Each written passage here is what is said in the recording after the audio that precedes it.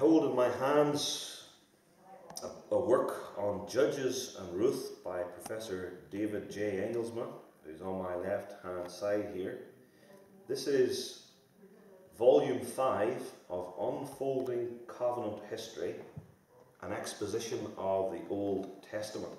Professor Engelsma, this book of yours, it's not exactly a commentary. Certainly not a verse-by-verse. No, it isn't. The nature of the series of books of which this is a part is not that of a commentary on the Old Testament. It's rather, as the title of the series indicates, a covenant history in the Old Testament. And therefore it's an explanation of the history of the Old Testament, in this case the history of the period of the Judges and of Ruth. It's an exposition of the history of the Old Testament in light of the dominating truth of God's covenant with His people, which the Reformed faith that I embrace confesses is the one covenant of God with His chosen people in Jesus Christ throughout all of history, Old Testament and New Testament.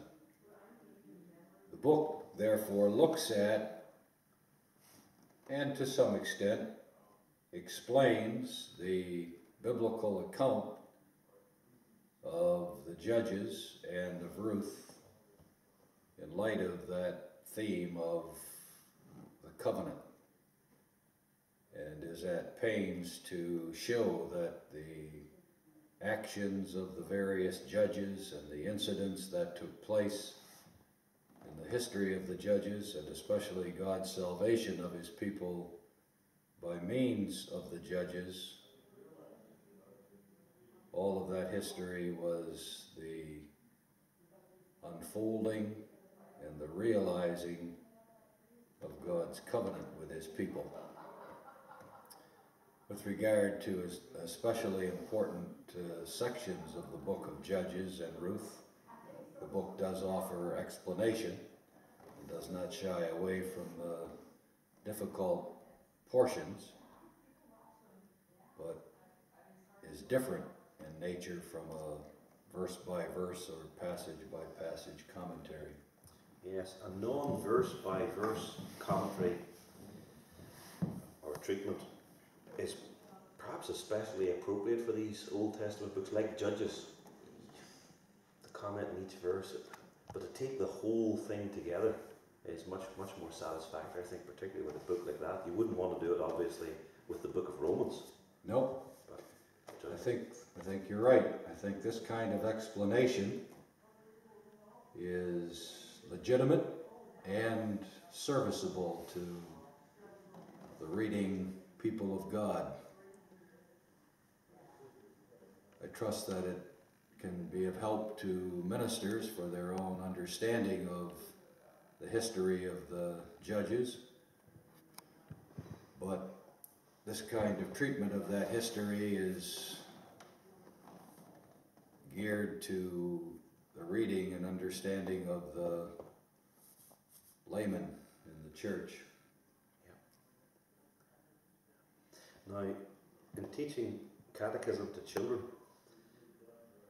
it seems to me that 90% of the students, both male and female, whom I teach, have a favourite judge, and that favourite judge is, you've probably guessed, Samson. I don't feel that asking that question of you is particularly appropriate, since it's more geared to younger ones. But are you especially impressed with any of the judges?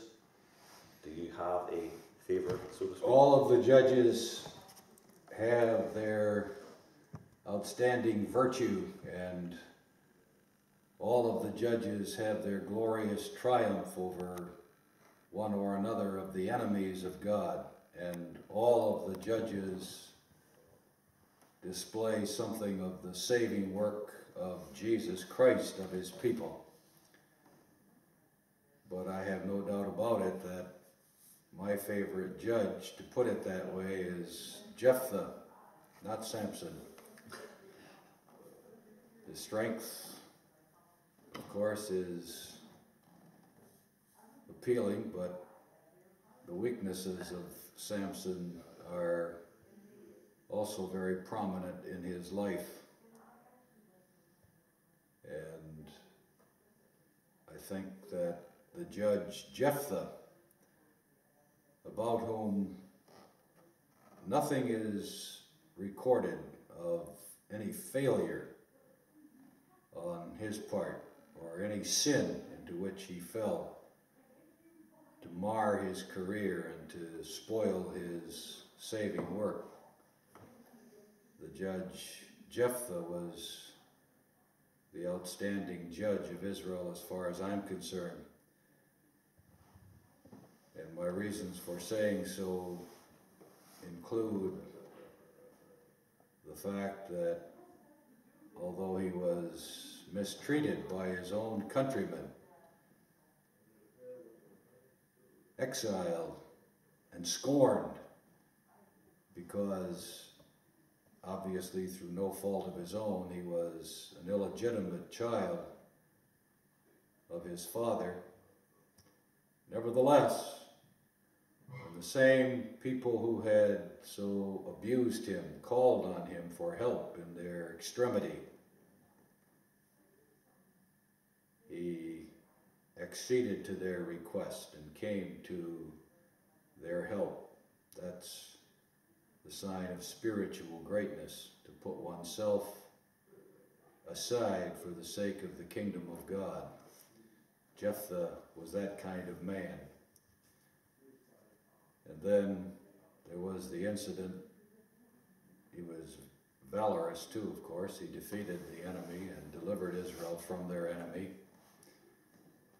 But there's the incident with which Jephthah's history is most closely identified, his sacrifice of his own sole child. He had one child, a female, and he willingly sacrificed her as an offering to God in order to keep the promise to God that he had made, the vow that he had made to God. He kept his word. Personally, a man of integrity. And then a man, however you regard his sacrifice of his daughter, that's not my concern now. He sacrificed her, however you explain that sacrifice.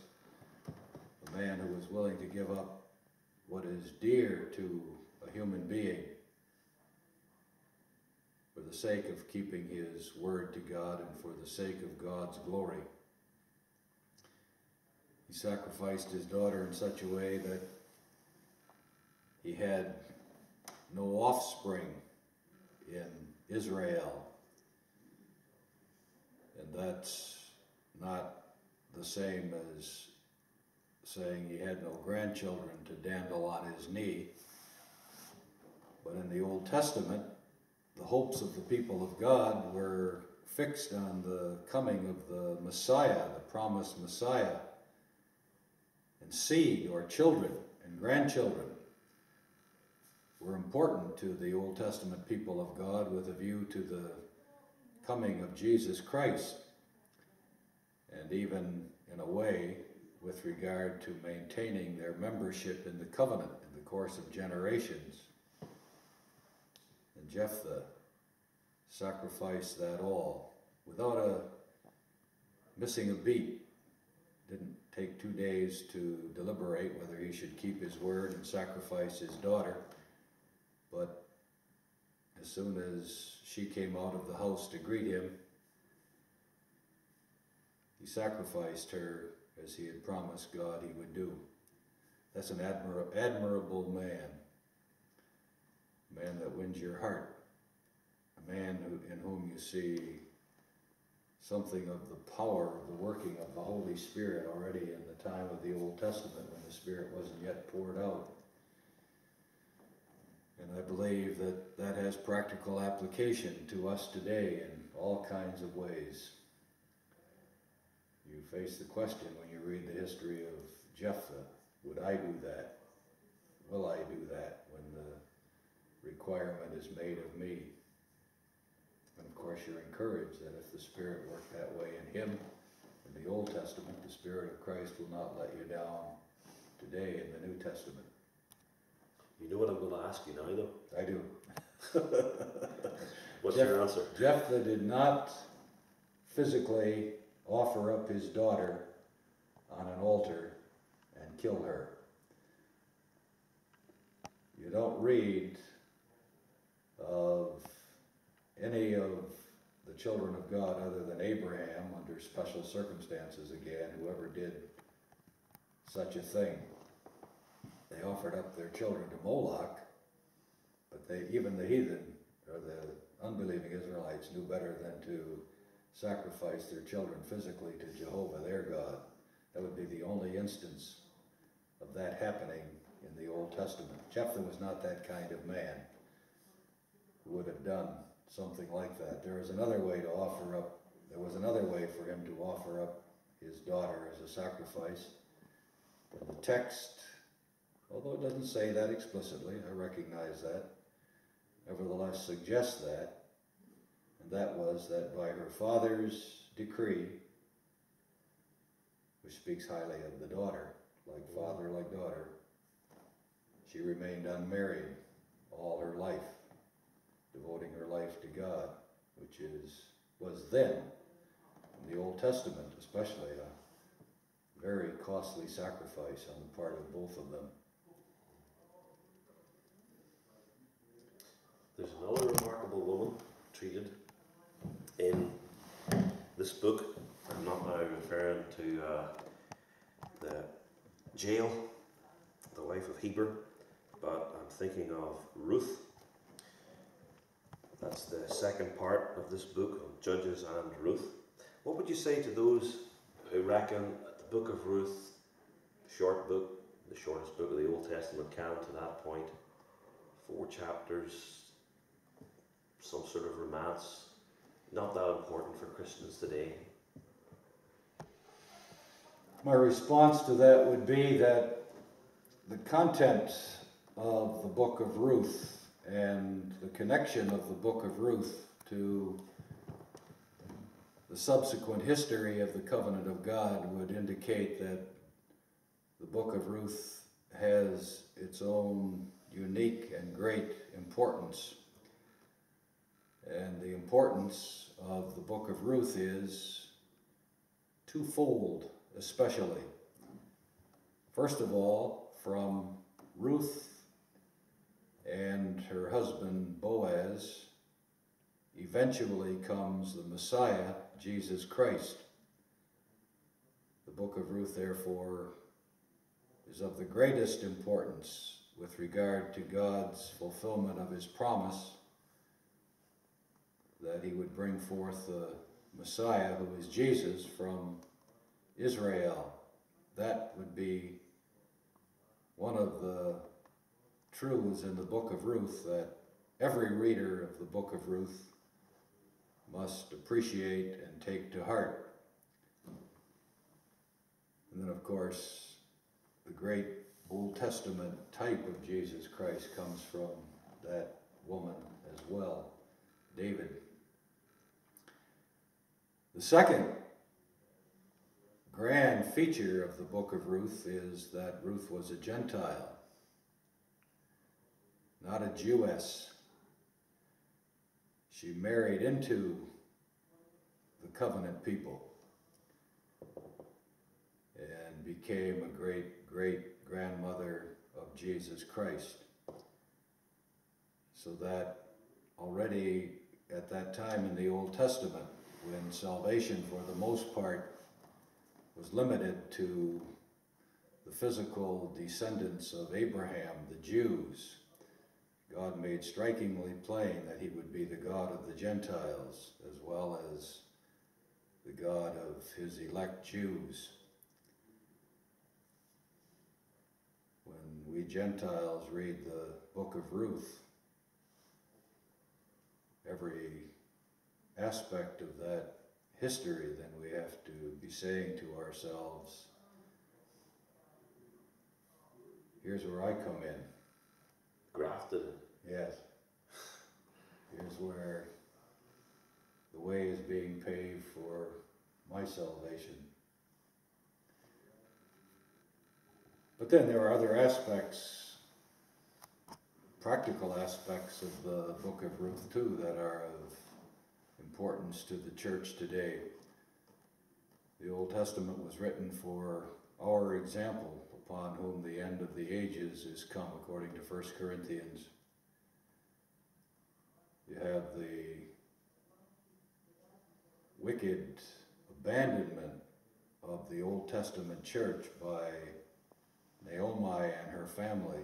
Because of hard circumstances, they were starving to death, or thought they would starve to death. They left the precincts of Israel. And for that, even though Naomi anyway was certainly a godly woman, she was severely chastised by God in that her husband dies and her 2 sons die in the strange land of Moab.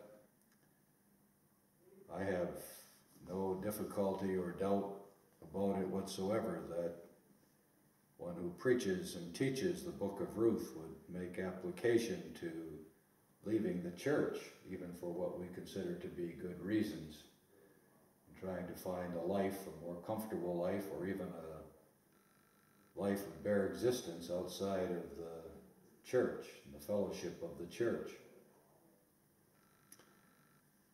And then there's the loyalty of the Gentile daughter-in-law to her mother-in-law. That's something that belongs to Christian human life, to life in the church, loyalty to people to whom loyalty is due. When it would have seemed to Ruth that her fortunes were pretty dim in Israel, what Israelite boy would want to marry a Moabitess, historic enemy of the people of God, a foreigner, a stranger? But as Ruth said, when Naomi, seeing all of that and thinking she had Ruth's best interests at heart, told her to go back to her Moabite parents, "Your God will be my God." So there are great practical applications of that book too that I think I point out in the treatment of the book of Ruth that I have in the book. Yes, you do. And the way you've explained the book of Ruth really shows how it's important as an aspect of unfolding covenant history. There's the place and significance of the book, practically too. Yes. So the first 4 volumes were written by Homer C. Huxema, going from creation and the flood, Abraham, Isaac, Jacob, the Exodus, the wilderness wanderings, and then comes Joshua and the conquest of the land. Then Judges, then Ruth, and you're picking up his series with volumes 5 and, in the future, Lord willing, volume 6. Where are you going with that one amongst all your other writing commitments?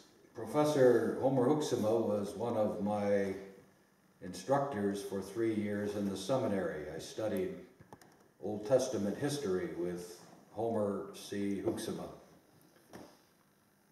And he was a skilled and gifted expositor of the Old Testament Bible. He lectured, I don't recall that he lectured on the book of Ruth, but he lectured on the Old Testament and taught me the main lines of the truth of the Old Testament, and taught me also concerning the interpreting of the Old Testament, the exegesis of the Old Testament, not apart from the New Testament, but in the light of its fulfillment in the New Testament. He began this series, which is a unique series on the Old Testament. There are other books explaining the history of the Old Testament, some of which are well known. Edersheim comes to mind. But so far as I know, there is no other series of explanations of Old Testament history like the series to which this volume belongs. As the overarching title of the series of books indicates, this is a deliberate and concentrated effort to set forth the truth of the Old Testament as the history of the covenant of God in Jesus Christ with his people, which means that this exposition of the Old Testament will do justice to the covenant as the great reality that governs the history of the Old Testament, and which the history of the Old Testament serves in all kinds of ways. Professor Engelsma got what, through volume 5? Is this volume 6? The one on the table? Volume 5. Mine's volume 5. He got through the first 4 volumes, but could not finish that because he died quite young. And I was asked to complete that project, which is a significant project. In part, I think I was asked to finish the project because as his successor at the seminary, I taught Old Testament history.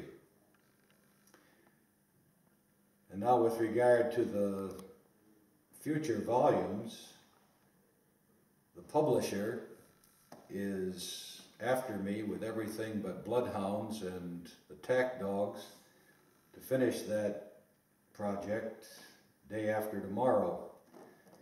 But I have allowed myself to be sidelined by other books that have come up and that I have thought were important enough to be finished before I got back to this series. Where it stands now, I have the next volume written out in full, longhand. That will be the history of Samuel, Saul, and David. That period, that part of the Old Testament history. What I have to do yet is to type that manuscript out, not just to get it in typewritten form, but my method of writing consists of 2 stages of the writing. I write the manuscript out longhand, and then I type it, and as I type it, I edit, revise, correct, and to the dismay of some, add. But that's where that stands. And the following 2 volumes are outlined, not written out in full, but rather fully outlined, so that I have my eye on this project, but depending on what other writing projects may come up along the way, this may be on the back burner. I'm not sure when I'll get at finishing volume 6. Well, I'm not a representative of the RFPA, so I'm not going to put any pressure on you, but I will say that I would, well, you know, I'm going to buy your books anyway. But I would look forward to those when they're out. So this is volume 5, Judges and Ruth by Professor Engelsma.